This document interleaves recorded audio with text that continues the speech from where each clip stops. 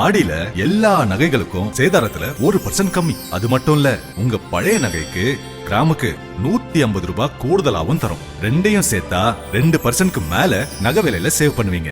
Skull international India tourism development சுற்றுலாத்துறையை மேம்படுத்துவதற்கான ஒரு மாநாடு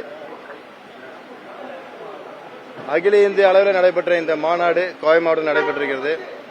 நல்ல முறையிலே, அதாவது சுற்றுலாத்துறை இந்தியாவில் நம்ம தமிழகம் 7வது இடத்துல இருப்பதாக சொல்கிறாங்க. அதே போல தமிழ்நாட்டில் நம்ம கோவை மாவட்டம் 2வது இடத்துல இருக்குது. அதாவது பீச் அது மாதிரி ஒரு முக்கியமான ஒரு சுற்றுலா இது இல்லாம பொழுதுபோக்கு அம்சங்கள் இல்லாத ஒரு மாவட்டத்தில் தமிழகத்தில் 2வது இடத்துல இருக்கிறதுன்னு சொல்லும் போது நம்ம கோவை மாவட்டத்தில் அனைத்து மக்களும் பெருமை கொள்ள வேண்டிய விஷயமா இருக்குது. இன்று ஆன்மீகம், கல்வி, மருத்துவம் மற்றும் இயற்கையை விரும்பக்கூடிய அனைவருமே இன்று கோவை மாவட்டத்தை விரும்பி சுற்றுலாவுக்கு வர்றாங்க. ஸோ இதனால் நம்ம சுற்றுலாத்துறை மேம்மேலும் வலுப்பெற்று இருக்குது. கூடியவரில் தமிழகத்தில் கோவை மாவட்டம் முதன்மை இடத்தை பிடிக்கும். அதே போல இந்திய அளவில் தமிழகம் முதல் இடத்துல வர வேண்டும் என்பது நமது நோக்கமாக இருக்கிறது. அனைத்து துறையுமே, அதாவது நம்ம தமிழக முதலமைச்சர் அவர்கள் பொறுப்பேற்ற பிறகு அனைத்து துறையுமே மிக சுறுசுறுப்பாக இயங்கிக் கொண்டிருப்பதை நம்ம அனைத்து மக்களும், தமிழகத்தில் அனைத்து மக்களும் பார்த்துட்டு தான் இருக்கிறாங்க. அதில் சுற்றுலாத்துறையும் ஒண்ணுதான். நிச்சயமாக தமிழகத்தை முதலிடத்தில் கொண்டு வருவதற்கு உண்டான அனைத்து பணிகளும் நம்ம சுற்றுலாத்துறை மூலமா செயல்படுத்தப்படும் என்பதை தெரிவித்து சுற்றுலாத்துறை அமைச்சர் அவர்கள் வந்திருந்தார். மாண்புமிகு சுற்றுலாத்துறை அமைச்சர் அவர்கள் ராஜேஷ்குமார் வந்திருந்தாரு. நல்ல முறையில் நம்ம கோயம்புத்தூருக்கு அனைத்துமே அவருக்கு தெரிஞ்சவர் தான். ஏற்கனவே கோயம்புத்தூர் நமக்கு அவருக்கு பைசமான ஒரு மாவட்டம் தான். அதனால கோவை மாவட்டத்தை பற்றி ரொம்ப அதிகமாக நம்மளோட அதிகமாக தெரிஞ்சு வச்சிருக்காரு. கோவை மாவட்டத்துக்கு உண்டான சுற்றுலாத்துறைக்கு உண்டான அனைத்து மேம்படுத்தக்கூடிய அனைத்து பணிகளுமே மேற்கொள்வதாக நமக்கு சொல்லியிருக்காரு. மிக சந்தோஷமா இருக்கு. இந்த நேரத்தில் மாண்புமிகு சுற்றுலாத்துறை அமைச்சர்களுக்கும் மாண்புமிகு தமிழக முதலமைச்சர்களுக்கும் நன்றி கூற கடமைப்பட்டிருக்கேன். கோவை மாவட்டத்தில் பொறுப்பு அமைச்சராக என்ற முறையில்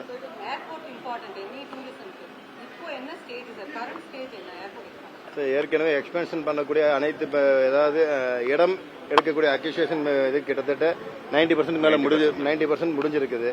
இன்னும் 10% இருக்கு. கூடிய விரைவில் உலகத்தரம் வாய்ந்த அனைத்து விமான சேவைகளும் சொல்லி முடிச்சுக்கிறேங்க மேடம். அனைத்து விமான சேவைகளும் கோவை மாவட்டத்திலிருந்து இயங்கக்கூடிய அளவுக்கு தேவைகளை இருப்பது என்பதை உணர்ந்து அதை செயல்படுத்தும் என்பதை தெரிவிச்சுக்கிறேன். அதான் 90% லேண்ட் அக்யூசியேஷன் முடிஞ்சு 10% தான் இருக்கு. இல்லைங்க, அப்படி சொல்ல முடியாதுல்ல. உங்களுக்கு பெரும்பான்மையானதுல உங்களுக்கு கிட்டத்தட்ட ஒரு 50% மேல உங்களுக்கு கோர்ட் வழக்குகள்லாம் இருந்தது உங்களுக்கு அறிவிங்க.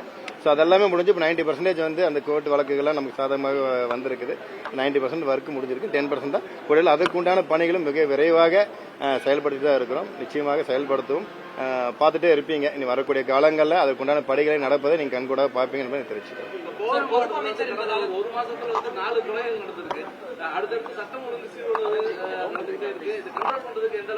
இல்ல, ஊடக நண்பர்கள் உங்களுக்கு தெரிய விஷயம் ஒன்றும் இல்லை சார்.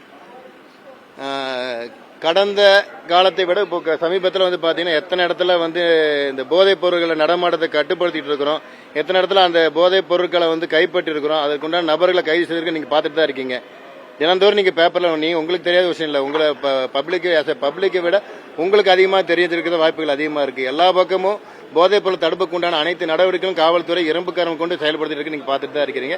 நிச்சயமா இந்த முயற்சி தொடரும். அதே வேளையில பொதுமக்கள் அனைவருக்குமே அதற்கு உண்டான பொறுப்புகள் இருக்கிறது. ஏன்னா இன்னைக்கு எல்லா இளைஞர்கள் இல்லாத வீடு இல்லை, மாணவர்கள் இல்லாத வீடு இல்லை. ஸோ எல்லாரும் பெற்றோர்களும் அவங்கள பிள்ளைகளை வந்து ஒரு கவனத்தோட பார்த்துக்க வேண்டிய சூழ்நிலை இருக்கு.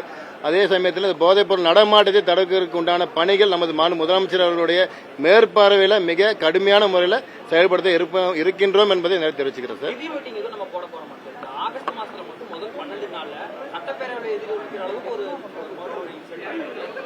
விவாதங்கள் போயிட்டு இருக்கக்கூடிய அதே நாள் நேற்றுக்கு நைட்டே ஒரு லேடிய வீட்டுக்குள்ள வந்து கொண்டிருக்காங்க பாப்பநாயக்கம்பாளையத்துல. சோ ஸ்ட்ரிஞ்சன்ட் ஆக்ஷன் எடுக்கிறது மாவட்ட நிர்வாகங்களை அழைச்சு பொறுப்பு அமைச்சரா நீங்க எதுவும் மீட்டிங் போட போறீங்களா? கோவை மாவட்டத்தில் சட்டம் ஒழுங்கை பாதுகாக்க என்ன மாதிரி நடவடிக்கை எடுக்க போறீங்க? நிச்சயமா சார். தொடர்ந்து நாங்க வாரம் நான் கோயம்புத்தூருக்கு வரும்பொழுதெல்லாம் மாவட்ட ஆட்சியர்களும் காவல்துறை கண்காணிப்பாளர்கள் அப்புறம் சூப்பரண்ட் ஆஃப் போலீஸ் அனைவரிடமே நான் தொடர்பு கொண்டு சட்டம் ஒழுங்கு பிரச்சனை மட்டுமல்ல அனைத்து துறையான விவாதங்களும் நான் உங்ககிட்ட வந்து நாங்கள் கேட்டுட்டு தான் இருக்கிறோம். அதே போல நமது காவல்துறை அனைத்து துறைகளும் மிக சிறப்பான முறையில் செயல்படுதா இருக்குது. நீங்க சொல்லக்கூடிய இன்சிடென்ட் கூட அதற்குண்டான விசாரணைகள் முறையான முறையில் செயல்படுத்த இருக்கிறாங்க. எந்த ஒரு தெளிவுகளும் இல்லை. ஒவ்வொரு தரப்பும் ஒவ்வொரு விதமான கருத்துக்களை சொன்னாலும் முறையான விசாரணைக்கு பிறகுதான் உண்மை நிலவரத்தை நாங்கள் வெளிப்படையாக பேச முடியும். என்பதால் நிச்சயமாக காவல்துறை தனது கடமை பொறுப்பாக செய்து கொண்டு தான் இருக்கிறார்கள் என்பது எங்களுடைய பார்வையில் இருக்குது. அங்கங்கே இன்சிடென்ட் நடந்துட்டு தான் இருக்குது. அதை வந்து முழுமையாக கட்டுப்படுத்த வேண்டிய கடமைகள் எங்களுக்கு இருக்குது என்பதை உணர்ந்து தான் செயல்படுத்திட்டு இருக்கிறோம். சார் நிச்சயம் பார்த்துக்கிறோம். அதை தான் இப்போ சொல்லியிருக்காங்க. அதை தான் இப்போ சொல்லிட்டோம். அதுதான் இப்போ நம்ம சார்ட்ட பேசுகிறோம். அதான் சார் மண்டே வந்து அதுக்குண்டான பதில் சொல்வதாக வந்து மாண்புமிகு பேரவைத் தலைவர் அவர்கள் வந்து அதுக்குண்டான விளக்கத்தை சொல்லியிருக்காரு. அதுக்குண்டான விளக்கத்தை அங்கே வந்து விருப்பாங்க. அதற்கு உண்டான விசாரணைகள் முறையான விசாரணைகள் மேற்கொண்டு அதற்குண்டான தெளிவான பதில்களும் அங்கே அளிப்போம் என்று தெரிவிச்சுக்கிறேன்.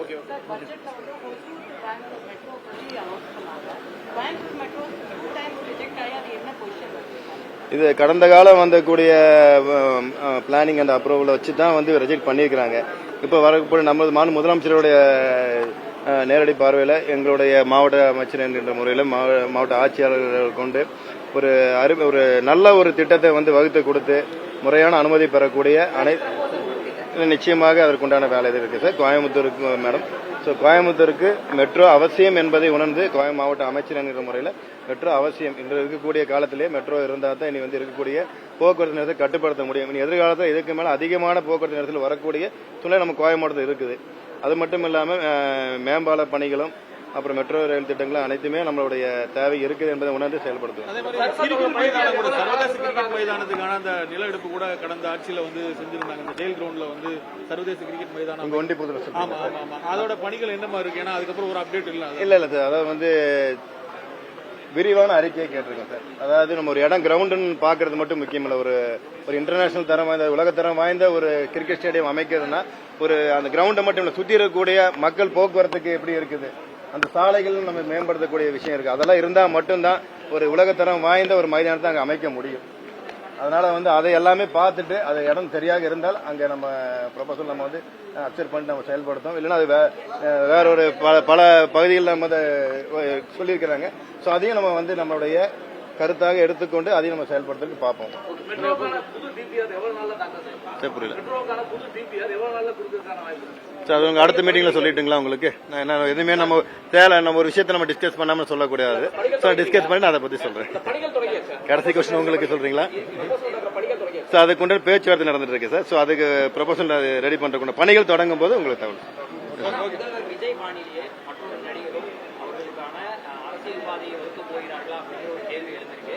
கோவை மாவட்டத்தில் குறிப்பா 5 தொகுதிகளா பிரித்து ரசிகர் மன்றங்களையும் உறுப்பினர்களையும் சேர்க்கறதுக்கான பணிகள் நடந்திருக்கு. விஜய் பாணியில் தனுஷா அப்படின்னு போயிட்டு இருக்கு. கோவை மாவட்ட அமைச்சர் எப்படி பாருங்க?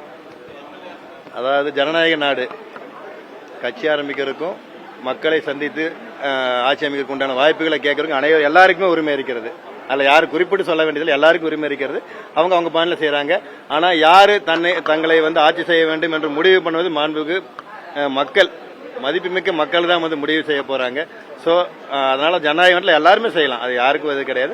அவங்களுடைய பாதையில் அவங்க பண்ணட்டும். ஸோ மக்கள் முடிவு எதாக இருந்தாலும் நம்ம இன்னைக்கு மக்கள் வந்து எங்களை ஏற்றிருக்காங்க. முதலமைச்சர் அவர்களை இன்னைக்கு வந்து மக்கள் ஏற்றிருக்காங்க. அதனால ஒரு சிறப்பான ஒரு ஆட்சி நடைபெற்றுக் கொண்டிருக்கிறது என்பது மட்டும் நல்லா தெரிவிச்சுக்கிறேன். நன்றி சார். தேங்க்யூ. ஆடியில எல்லா நகைகளுக்கும் சேதாரத்துல 1% கம்மி. அது மட்டும் இல்ல, உங்க பழைய நகைக்கு கிராமுக்கு 150 ரூபாய் கூடுதலாவும் தரும். ரெண்டையும் சேர்த்தா 2%க்கு மேல நகை விலையில சேவ் பண்ணுவீங்க.